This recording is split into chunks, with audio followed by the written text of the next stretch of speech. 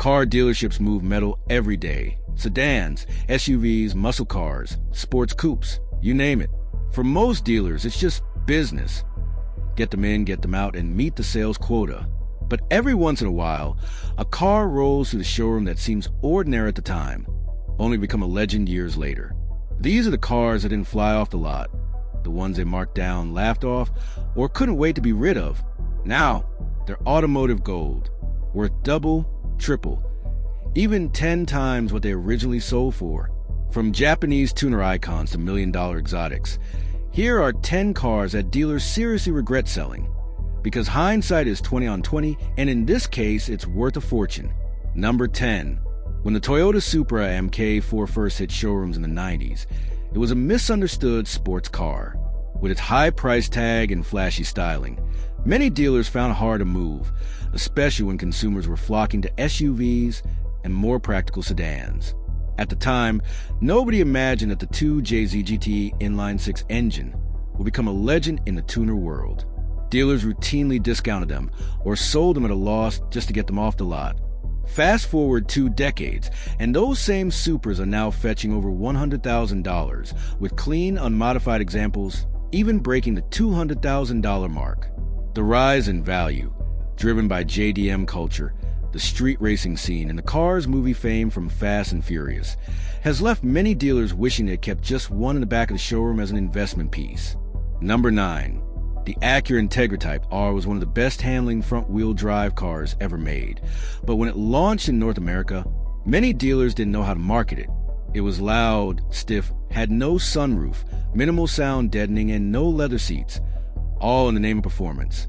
Many buyers didn't understand it, and dealers often sold them below MSRP just to hit quotas.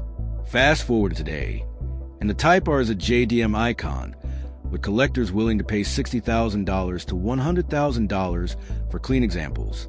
Even auction houses now treat it as a blue-chip investment vehicle.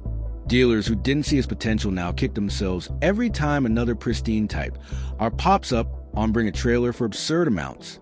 Number 8.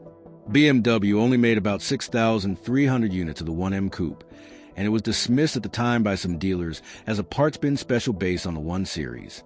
It had a turbocharged inline-6 from the 335i and shared various bits with other BMW models. Many dealers failed to appreciate its raw, old-school BMW driving dynamics and treated it like a niche experiment. Today, the 1M is considered a future classic, with prices hovering between $80,000 and $100,000, well above its original $47,000 sticker. It's now regarded as the last analog M car before BMW fully leaned into tech-heavy digital performance. Dealers who sold it off as just a small M car missed out on holding one of the most collectible modern BMWs. Number 7. When the Ford GT was released as a modern tribute to the Le Mans winning GT40, not every Ford dealer was enthusiastic. With a 6-figure price tag, it was way out of range for the average Ford customer, and many dealers didn't know how to pitch it. Some even sold it at or below MSRP, just to move the car. Today, the Ford GT is an American supercar icon, with pristine models bringing in $400,000 to $600,000 at auction. Some special editions and ultra-low mileage units have even crossed the $700,000 mark. Dealers who let them go cheap or pass on the allocation entirely now look back with serious regret, realizing they had a future collectible on their hands. Number 6. The Carrera GT was a technological marvel, a carbon fiber monocoque, a race-derived V10, and a manual transmission. But back in the early 2000s, the $440,000 price scared off most buyers. Dealers struggled to sell them, and sometimes had to heavily discount or incentivize sales. Some were even leased just to get them out the door. It was considered too raw, too dangerous, and too niche for most buyers.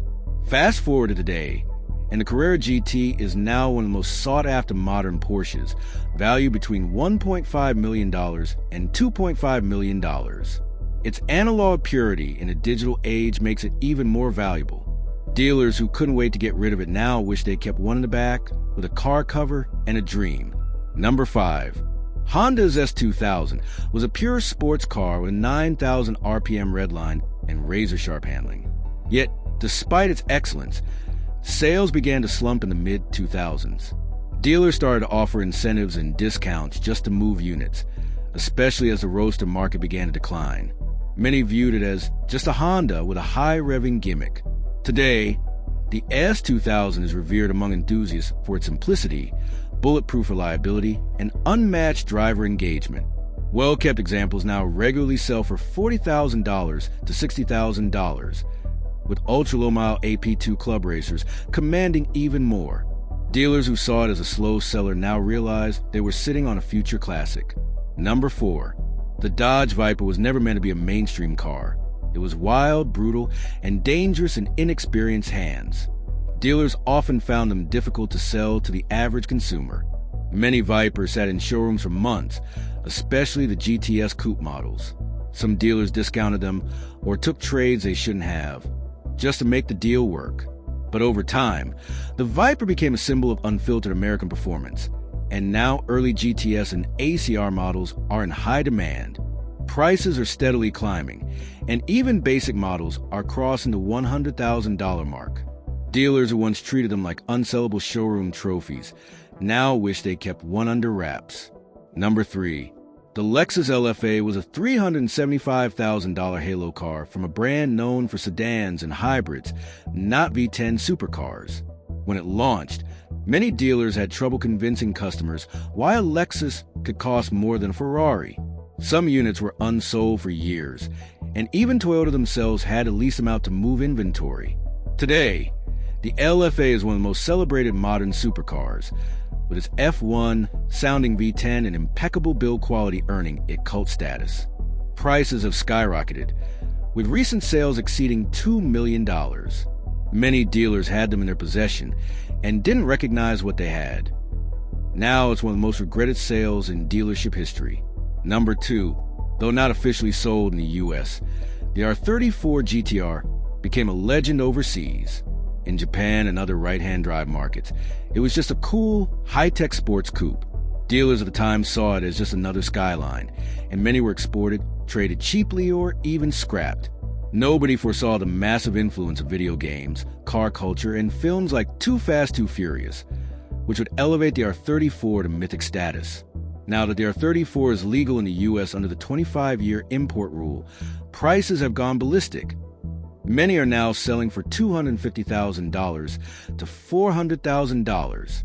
Dealers across Japan and Europe who let them go for pennies now look back in disbelief. Number 1. At launch, the Ferrari F40 was considered too extreme even for Ferrari lovers. No power steering, no carpets, no ABS, and a price tag over $400,000.